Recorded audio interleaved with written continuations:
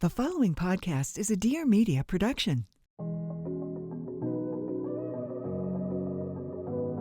Hi, everyone. Welcome back to another solo episode of the Real Stuff podcast. We haven't put out a solo in a little while, and I've been waiting and holding on to this one until I had the chance to really write out my thoughts, which is why I have basically a packet in my hand right now. I just have so many thoughts on this topic, and it's been a highly requested episode. So we're going in all about making friends as an adult, and specifically how I've made friends since moving to the suburbs. I think it is important before diving into how I made friends as an adult that I am setting up for people my unique situation here, meaning I am an adult that has children. I'm 32.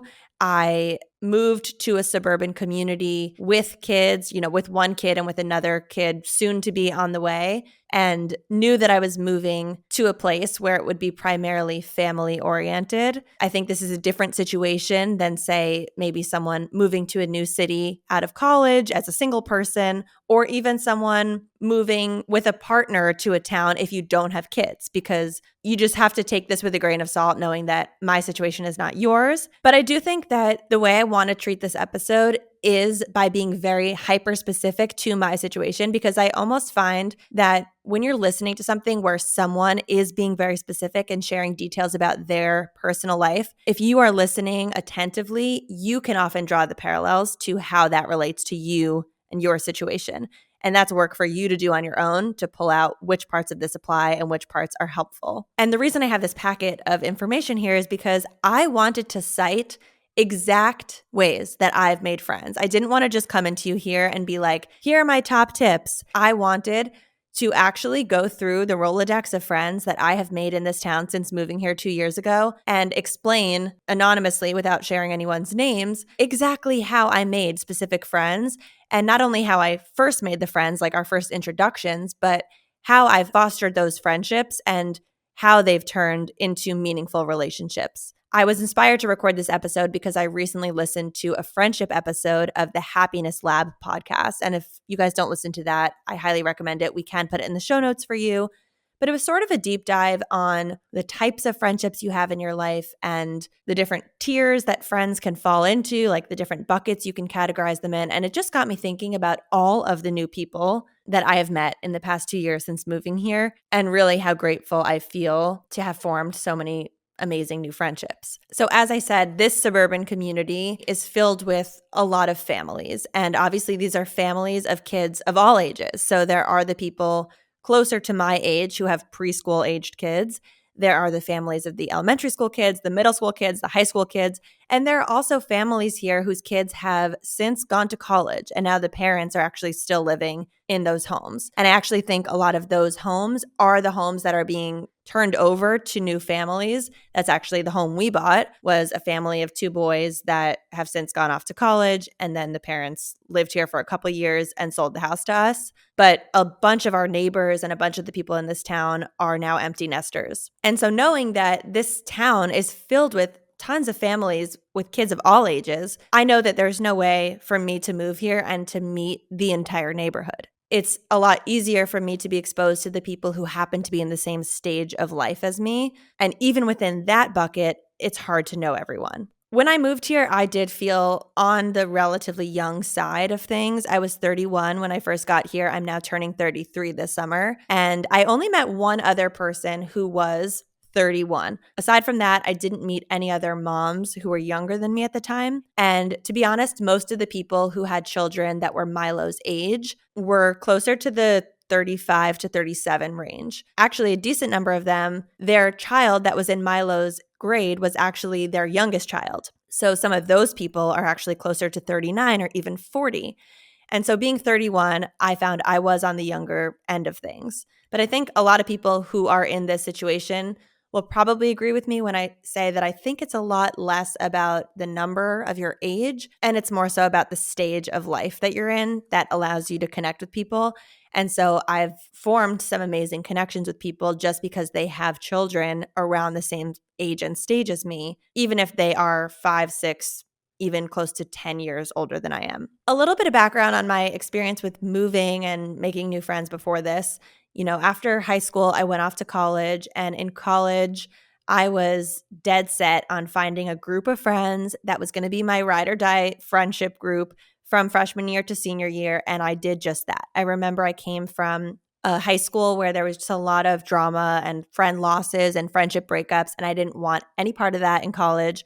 So I made a really nice group of friends my freshman year, and we are still best friends today. Graduating from college, I moved to New York City, and because I'm originally from a suburb of New York City, I knew a lot of people in New York City from my high school and from my upbringing experience. So I didn't really have the experience of moving to New York City and needing to make a whole bunch of new friends. It was almost like everyone from my past was already there. I will say, with my entry into the working world and working at Refinery 29 and being on sets and doing cool projects, I did make a lot of work friends in my time in New York City. But my weekend time was often spent just hanging out with the people that I knew, maybe friends of friends. But for the most part, I didn't feel like I was making new friends intentionally as an adult until I had Milo. And that is when I moved to the Upper East Side, where I know it's a very family-friendly community, and there were lots of young families there. And that's where I uncovered my mom group that I love talking about. When Milo was 4 months old, I met a group of 4 moms, and through word of mouth, through friends of other people that had babies, that group grew from a WhatsApp group of 5 people to, I actually just looked at it before recording this podcast, that WhatsApp group now has 501 people in it. It's actually kind of crazy to say, and I absolutely do not write in the group anymore. I'm not active. It's kind of turned over to new people who are having babies now. Like every single time new people are added, it's because they are a new parent. I am still in that WhatsApp chat, and I do see messages come through all the time, but I'm obviously not local to New York City anymore. And actually, most of the moms that I connected with really closely, there's probably a group of like 25 moms that I was really close with. It was a group of moms who had kids all within the same window. That group of about 20 to 25 moms, I talk to almost every day in a text thread. And almost all of those moms at this point have moved out of New York City. So that's kind of why we're no longer active in the New York City chat. And now we're kind of all over the place. But these are the moms that I turn to if I have a question about scheduling, sleep, feeding, bottles, everything. And of that group of 25 moms, there are probably 2 to 3 of them that I feel more intimately connected to and that I speak to on a more deep level. I remember before I even moved to this town, I was connected with a few people that lived here.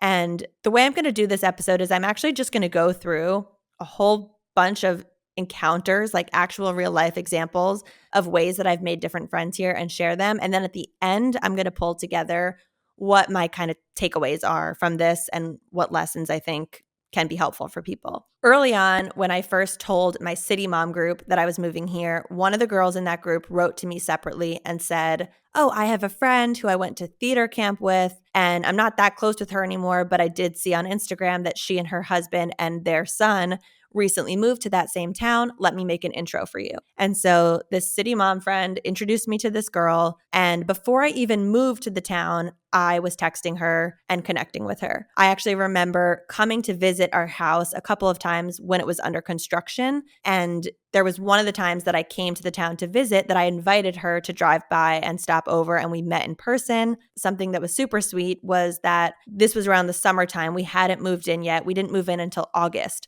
But on July 4th of 2023, this woman hosted a July 4th party at her house. And it was so nice. She invited me and Michael to come, even though we didn't live in the town yet. And we weren't local to the town yet. And so we couldn't make it to the party. But I still have in my text messages from her that at that July 4th party, she actually sent me a photo of the view from her rooftop where there was a party of people gathered and you could see the fireworks happening over the beach. And she sent me this photo and was like, "You'll be here next year for this party." And this was before I knew anyone in the town and knew what my life was going to be like. And so to have a person there who was so welcoming and so open and had already invited us to a social gathering, sending me photos, getting me excited about future social gatherings, that was just such a warm, nice welcome that I will never forget. The next friend that I remember meeting is someone who was a connection through a high school friend of mine. This girl who I went to high school with, who honestly I haven't even been in touch with that much over the years. I just saw on Instagram a couple of years ago that she also had a baby around the same time I did. So I reached out to her to congratulate her on her baby. And when she saw that I was moving to this town, she reached back out to me and said, my husband's college friend lives there and he and his wife are really good friends of ours. I want to introduce you to his wife because she's really nice. So that was my second connection in the town made through a friend of a friend. And I will always remember I found out from texting that girl that we were sending our kids to the same school together. She was one of the first people that I went out and I intentionally tried to schedule a coffee date with to meet her in person and get to know her. She is a social butterfly. I think she actually is from this town. So she went to this public school system and now has moved back to the town. And so she knows a lot of different people. A bunch of people from her high school also live here. And so I will always remember on that first coffee date, she brought another girl with her. And I thought that was super cool, like a really great way to immediately create new connections. So the three of us went out for a coffee date. And at this coffee date, they were talking about a third friend that they had who they thought I would hit it off with. And this third friend is a photographer. And they were like, we think you'll love her. You should meet her. Let's all get coffee. I actually think they said, let's do it tomorrow. And so the next day I went out with the same two girls and a third friend that they added along. I don't know. The way I was approaching all these meetings was just adding faces to my visual repertoire because it feels really nice to be in a place where when you look around, you see a familiar face. Although these initial coffee dates with people can feel extremely draining, like especially for an introvert, I'm trying to envision an introvert listening to this thinking that that would take up all of their social battery for the month to go on one date, let alone a second one the next day. And I agree. I mean, I consider myself to be an extrovert, but these early encounters of going out and talking and keeping up the energy and asking questions to get to know other people and opening up about myself and striking the right balance, it was definitely an exhausting couple of months moving into this town, if I'm being honest. Moving on to the next friend I remember meeting. She's actually my neighbor. She lives down the street. I remember I actually first met her through my parents. So my parents drove by this house when Michael and I told them that we were going to put an offer on it. They came to drive by and they saw a young mom driving her car with a couple of young boys, and they literally flagged her down. My dad said he was like running after her car, waving in her rearview mirror. And she pulled over and she's like, "Oh, I'm sorry, can I help you?" And he said, "Yeah, my daughter and her husband are looking at the house down the street. Can you tell me about the neighborhood? We just came to scope it out." And I think she was on her way driving one of her sons to basketball practice or something, but she stopped and spoke to my dad for 10 minutes, answered his questions. She was so personable, so nice. She gave him her phone number and said, "You can have your daughter text me. I'm happy to answer any questions." And so I reached out to her pretty much immediately, asked her if she was free to hop on a phone call. She had lived in the town for a couple years before, and she was super helpful and an immediate connection that I had once I got here. Fast forward, and she has three boys. Her youngest boy is Milo's age, exact age. And because we live on the same street, they're going to be going to school together for all of elementary school. She has just become such an incredible resource because her older boys are already in elementary school. She already has like her people in the town. I think it has been nice for her to meet someone whose oldest child is the age of her youngest child, and it allows her to sort of diversify who she's spending time with.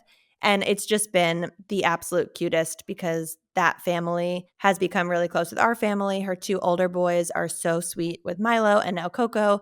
And I'm excited for summertime to roll around again because anytime it's nice out, we are on the block together, riding scooters, riding bikes, throwing balls, and it's incredibly idyllic. Now, when I really think about most of the new faces that I met in this town in those early couple of months when we moved in, I do have to say that a large chunk of it came from Milo's school. That was sort of our immediate community because there were just so many faces of young families who had kids in the exact same grade as Milo. His school offered this playground meet and greet before the first day of his Choose program. And I met a handful of moms on the playground. A lot of people had just moved to town, but also a lot of people had been there for a little while and it was their second or third kid, but everyone was super welcoming. And we all met at the playground. And then because he was joining in the Choose program, and the Choose program is a lot of kids, he wasn't even 2 when he started that program. So the whole first week of school was kind of this bonding experience for the parents of the 2-year-olds, because we would drop them off and then they would actually have us stay in the school in a little room with like a coffee station. I mean, their first day was like a 45-minute day, and then the second day was an hour, third day was an hour and a half, and no one wanted to drop the kid off and then go home and have to turn around in 20 minutes. So everyone was kind of just hanging out in the school in this little room. And I remember that day and, that week very clearly, because that was just a time of shaking so many new hands, meeting so many new faces, asking, what's your name? What are your kids' names? How old are your kids? Where do you live? How long have you lived here? It was not just the moms. There were a lot of dads there too.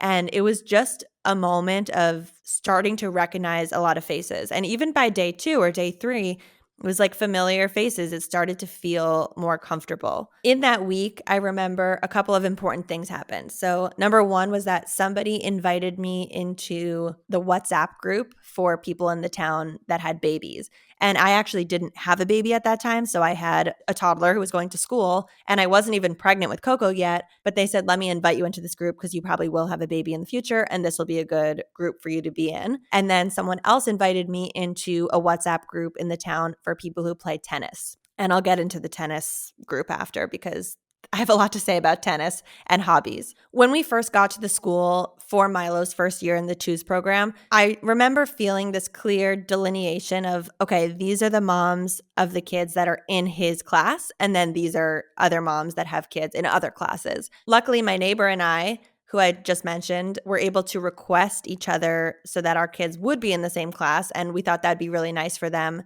to see each other the first day of school since they had already seen each other on the block. He was in our class. And then I just remembered the other moms who had kids in Milo's class. I felt almost an immediate closer connection to them. That was just a nice way for me to sort of prioritize in my head, like at least at this moment, who am I trying to foster closer relationships with? And I think when you have kids, it's like you have to put on this other lens of the kids' social circle too. So especially during Milo's first year of school, this meant that he was now, if there were 9 other kids in his class, he was about to be invited to birthday parties of 9 kids, which meant that I was going to be spending a lot of time with the moms of these kids. And so it was kind of a good guide for me to see who I should maybe ask for a coffee date. But of course, it didn't dictate who I became friends with at all. I just felt like I connected with whoever was the most warm and open at the time. As fun and exciting as this first entry into school was, because it really was just like a boom of friends time, I also have to say this was one of the most intimidating parts of moving to the suburbs.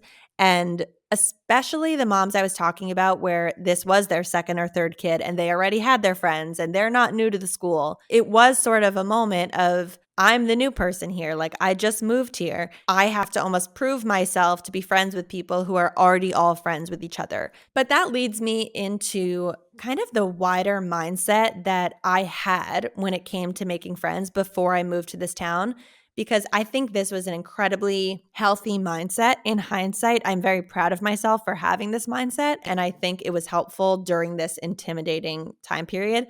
And this mindset was that I was not looking to find a clique. I was not looking to become part of a group of friends.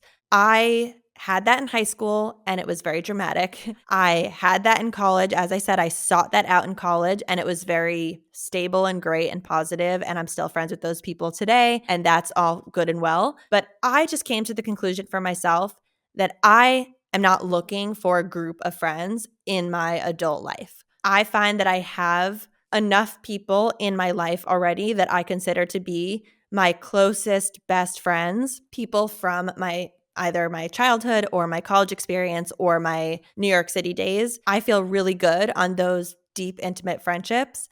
And so what I'm looking for in town is to actually find some more individual people like that who I just really click with and that it feels really easy to become friends with. I'm not looking to join a group that just does things with the group every weekend and that there's exclusiveness and cattiness and bitchiness. I'm just not looking for it. And I'm very pleasantly surprised to say that I don't feel like at least this suburb that I've settled in is like that. I'm sure many people feel like they do have a crowd or maybe a handful of friends that they often do things with, but the volume of people that are here and just the sheer amount of different pockets and areas and friends of friends and connections, it's really hard for there to be like one it crowd. It does not feel like I'm in high school cafeteria where there's one crowd of people. And I love that. I was really not putting pressure on myself to find a group of friends and to fit in somewhere. I was just allowing myself a chance to meet new people. All right, continuing on with exact ways I made friends. So after that introduction into the WhatsApp group with babies in town,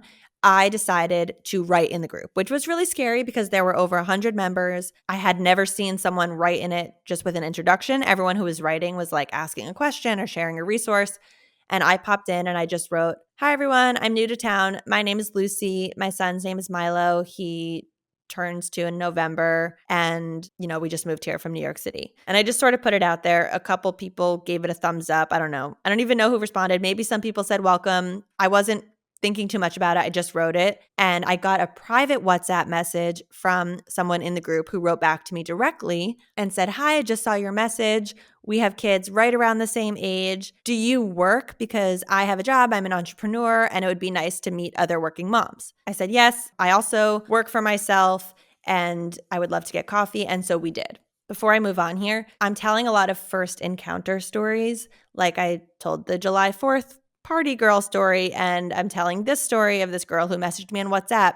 And I'm going to get back to these people later to share more details about how the friendships bloomed after the first encounter. Because obviously you can't just go out and meet 100 people one time and expect to be friends with them. It takes fostering and care. This was just the first time I met these people. Another person who I met, who I'm actually very close with today, I met her through Michael. So Michael and this girl's husband were on the train together going into New York City one day, and they struck up a conversation with each other. And then they started talking about their wives. And then they said, "Let's get our families together." And we all got together. And I really clicked with this woman.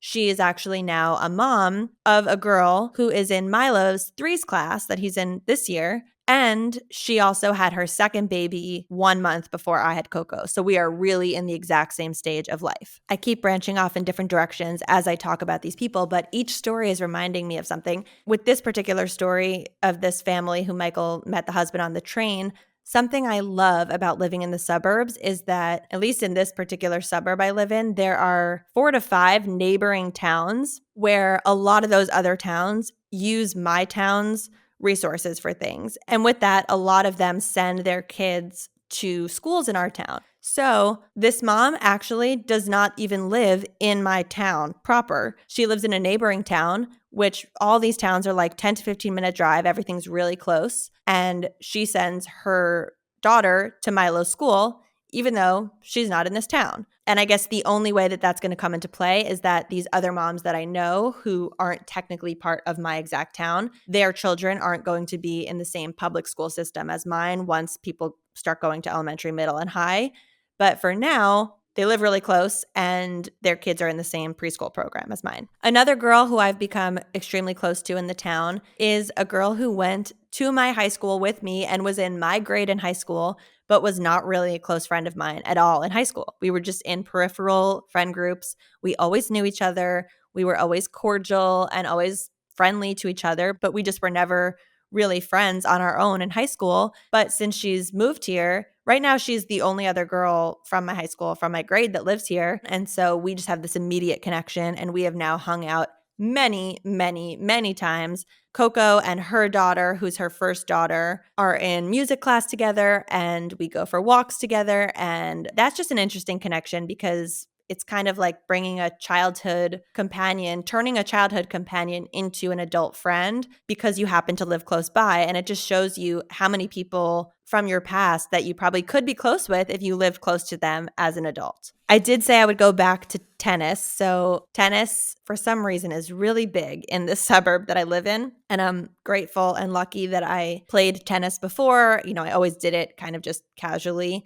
and really like it. I like playing with Michael. I like playing by myself. I forget even how I started and I joined a clinic. But early on when I moved here, I somehow was invited into a group of 4 and we started a clinic, which was like every Wednesday at 9 a.m. It was the 4 of us with a tennis pro doing an hour of playing. What would happen is pretty much every single week, someone of this group of 4 couldn't make it because of some family emergency or something, childcare falling through. What would happen is that's where the WhatsApp tennis group comes in. So people would then write in the WhatsApp group, we're looking for a sub tomorrow, 9 a.m. at this tennis clinic. Here's the level we play at. Does anyone want to join? So yes, I made 3 new friends who were the 3 other girls in my tennis clinic. But because of the amount of subs, I ended up meeting so many new people through tennis that would fill in my group. And there were actually a handful of people who were subs who filled in that I then, outside of tennis, would go for a coffee date with or would start texting separately and develop my own relationship with.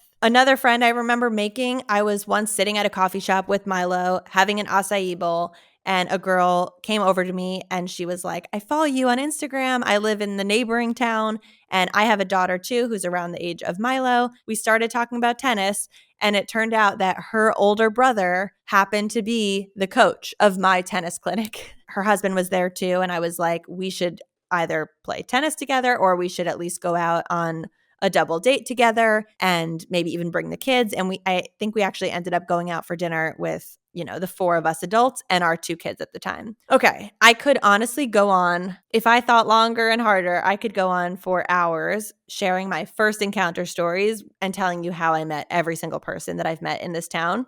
But as I was saying, where the magic really comes in is what happens after these initial first meetings, because it's easy enough to meet a million people, but are you actually going to become friends with all of them? No.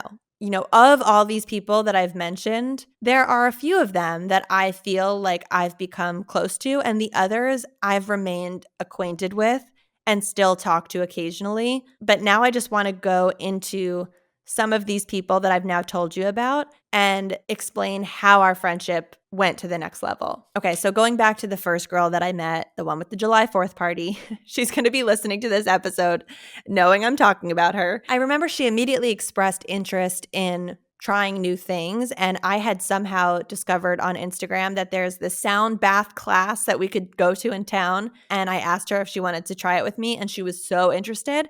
And we went together once. And then that activity kind of became our thing to do together. So the 2 of us have gone to these sound bath healing classes like recurringly. We were going once a month at some point. That sort of became a area where we could have a joint interest and do something together instead of having every meeting just being sitting at coffee or sitting at lunch. It's nice to do activities with people. And also, she is an amazing host and gatherer of people. She's like a curator of spaces and she loves hosting dinner parties. She actually works, it's so fitting. Her job is working for Martha Stewart, and she is like a mini Martha Stewart in her own way. Such a badass, and she loves hosting events and pulling dinner parties together. And I think one of our first like 2 months in the town, she hosted a dinner party at her house with 4 couples. And that was a great way for us to meet other couples. All of those other couples that were there, I'm now friends with those girls, and Michael's friends with their husbands. I remember one of the girls I met at that party was the only other girl, as I think I mentioned, who was 31 also. And just because I met this one girl who was my exact age, we kind of clicked with each other. We also sort of branched off in our own direction because we have a shared interest of social media, and she has a little baking business that she's been trying to grow on social. So we got super passionate talking about that together. She and her husband, we discovered that they like playing tennis, and Michael and I played tennis with the 2 of them once. And it was just such a perfect match of, when it comes to having a really good game and a really good rally, we are really a good pairing. And so Michael and I played doubles with her and her husband recurringly. And that's kind of our couple that we would think of if we wanted to go out and play tennis with another couple. This Martha Stewart girl, who's definitely listening to this and laughing, is good at bringing community together. And I remember she one time, this was so inspiring to me, she brought this childhood psychologist to a space. She invited the person to her house and then invited over like 25 moms. And this was one night after the kids went to bed. She invited us over for like wine and appetizers and a talk with this childhood psychologist about parenting, and we could ask any questions we wanted. I remember she sent an email to like 20 people inviting them and was like, bring whoever you want, the more the merrier, and just sort of opened it up to however many people wanted to come. And I thought that was incredible. I met so many new people, and it was such a great way for us to get together over a shared interest. Okay, now on to the girl who sent me the WhatsApp message and said she was also an entrepreneur. She has put together a mahjong group. Now, this was back my first year in the town. It hasn't really been going on past the first year. She pulled together a group of 16 people, and she had this mahjong instructor come.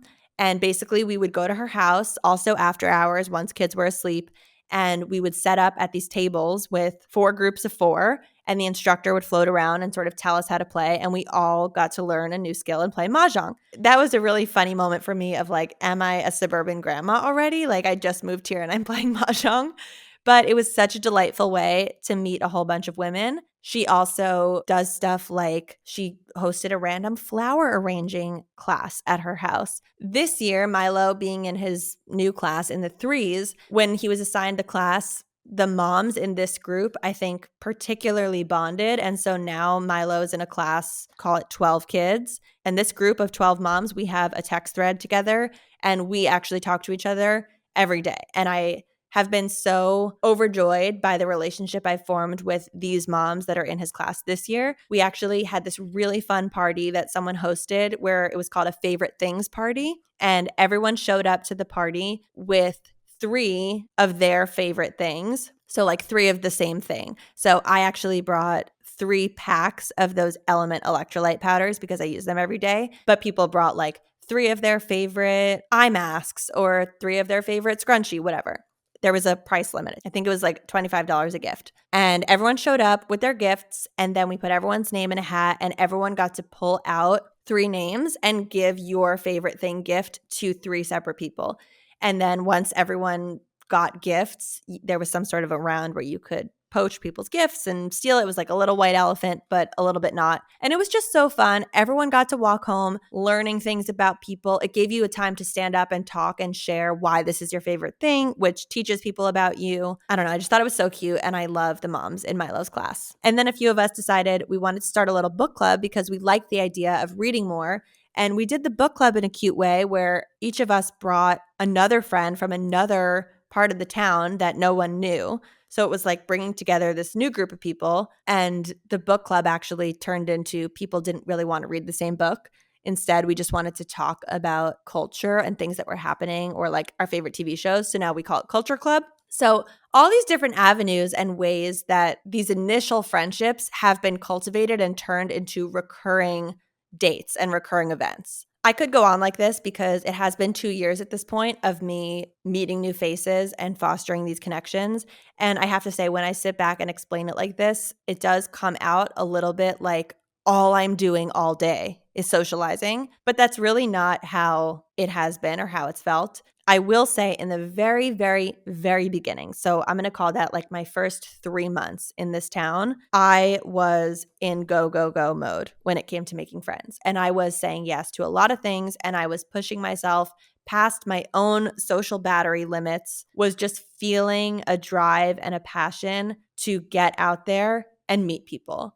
And it was almost like this primal desire to like establish my space in a tribe. Like that's how it felt. It felt like I want to make sure I have roots. I want to make sure I know the faces that are around me, like this protective instinct of just making sure I felt safe and grounded. And in those early days, it was exhausting, and it got to a point where it was unsustainable. And I actually had a conversation with Michael about how I needed to stop being in the friend search mode because it was turning into just a lot of dates. And I will say, when you're in a heterosexual relationship, there's a lot of women encounters that then the men get dragged along to. And that kind of leads me into this other conversation about the double date side of things, because there can be a lot of tension, I guess, if you meet a girl or a woman. I don't even know if I'm calling people women or girls. I call everyone a girl, but we're all women here. If you meet a woman who you really like, and then you want to go out with them and their male partner with your husband, and the husbands just aren't jiving, it sucks because you so badly want to become this quad pod that can spend time together. And that's why it's so nice. Like this tennis couple I was talking about, it's so nice that we all get along in that way. And we all love the same ice cream shop. So we always do tennis and then ice cream. And that's so nice. But there have been a number of double dates that I've gone on with Michael where I really like the girl. I've maybe gone on a couple of private coffee dates or walks with her. And then I get the husbands involved, and the husband's just not Michael's kind of guy. And it's not that anyone is mean or there's any negative feeling. It's just like they would not be friends without us. And in that case, it just turns into kind of this silent acknowledgement amongst the four of you that we're going to be like single friends instead of couple friends. It's always a little unfortunate when that happens, but early on, I was really dragging Michael out on a lot of these double dates. And the truth is, he was meeting his own people in his own way on his own timeline. So he met that guy on the train, and he's still friendly with that guy. He is also part of a tennis clinic, and so he's made his own friends through his tennis. And I don't know, he just meets people in other ways. He was out somewhere recently and ran into a guy who he used to work with in the past. And then we ran into that same guy at the public pool with our kids. And then Michael went out to breakfast with him. And so he's doing his own thing. But I will say those early months were just chock full of exerting a lot of energy to meet people. Now that I feel like I've met a lot of people and I sort of know who I want to spend time with for what purpose, I would say now I have like a social engagement once a week, maybe twice a week. And this would include a walk with a friend or going to some sort of event or function. This is not something that I do not do social things every single day. I do work full time from home. I would say that there's pretty much one or two social events for me happening in a week. And actually, a lot of the time now, those social events are not me going out alone with the adult, but it's actually a play date with the full families, or me and a mom going somewhere with our kids alone. Being at this stage of life is really strange, especially coming off the back of being, as I was saying, in high school and then college, and then being in the city where you just had your same friends for a really long time. Now I feel like I've entered into this new boom era of friends where probably from now until my kid is in middle school or high school, there are going to constantly be new people around my age moving into this town and coming into my sphere. Because I am on the younger side, and because I did marry my high school sweetheart and have kids before a lot of my friends, there are actually going to continue to be more and more people moving to the town who are my exact age in the coming future years. I feel like I was one of the early ones for my age to move here. And it's almost like, even though I've been here for 2 years and I feel like I've met so many people, there are so many more to come. And that's exciting to me. Something that I think is worth sharing here, because it kind of makes my situation just a little unique, is that I do feel that the nature of what I do for my job ends up being very, very helpful for me when it comes to making friends. To be honest, most of the friends that I've met in this town are people who did not know what I did online, did not follow what I did online, but then since becoming friends with me have followed and are now able to see what I'm posting on social media. And I think that because I show up on my social media and share so many things about my personal life, I end up getting a lot of these people that I've just met once or just became friends with. They end up seeing what I've written and responding to me in my stories, or responding to me with a DM about something and relating what I've said back to them, and then sharing something personal about their life. Sometimes it's personal, but sometimes it's also just like people are aware of what rug I put in my room and they're able to write back and tell me, I like that rug, or ask me a question. Where did you get that coffee table? It ends up opening this whole conversation with people in a way that I would not have been talking to these people had I just met them and not posted on Instagram. It opens up a whole new way of being connected to these people than the average person who doesn't post their life on social media. And so I feel like I can go through a whole week without actually leaving my house or without actually going to a social function, but I feel very connected to a handful of people that live close to me in this town because they will be seeing what I'm posting about and they will respond to it, and it will open a dialogue, and then we'll be talking to each other digitally. And so I think the digital element, at least in 2025, is a big factor of friendships. Actually, like most of my past friendships from high school and college are 100% digital at this point because we don't live near each other. And so keeping in touch with voice notes or sending things to each other or texting is one of the only ways that we communicate. And the fact is, I feel like I am in constant communication with so many of these new friends I've met through social media because of the nature of my job. And I just wanted to throw that out there because I know that's a unique element of my job. And maybe the average person isn't posting Instagram stories throughout the day of what they're doing. So it's kind of like one less thing to connect on. Now, to round this out, because obviously those were all just personal experiences, personal stories. I hope they were useful to you or at the very least entertaining. But I want to dive into the people who are out there listening and just want a list of tips of things that they can do if they're moving to a new town or if they're just an adult in their same town and they're trying to figure out ways to make new friends. Tip number 1 is to use your existing network to find base connections. So that's anyone that you grew up with, anyone you know from your past, any friends of friends. Tap into them, tell them where you're moving, see if they know anyone that's there, and try to at least meet 1 or 2 people that you have some external connection to early on. 2 is leverage those big life events as a time to meet new faces. So the example in my case is like school starting for a toddler. That's a time to be present, show up there, and meet the other people who are there for that. Next tip, don't be afraid to be the one to invite someone to go out on a coffee date or to invite someone to do something. I think a lot of people are waiting for the other person to make the first move, and then it's like a game of chess and no one's moving and nothing happens. Maybe I'm not speaking for everyone, but most people who are in a new place with a young family want to make friends too. And so if you can just muster up the confidence to be the one to invite them on the date or to ask them to do the thing, I think you're taking pressure off of everyone. Number 4, join those community groups and chats, whether it's a Facebook group or a WhatsApp group.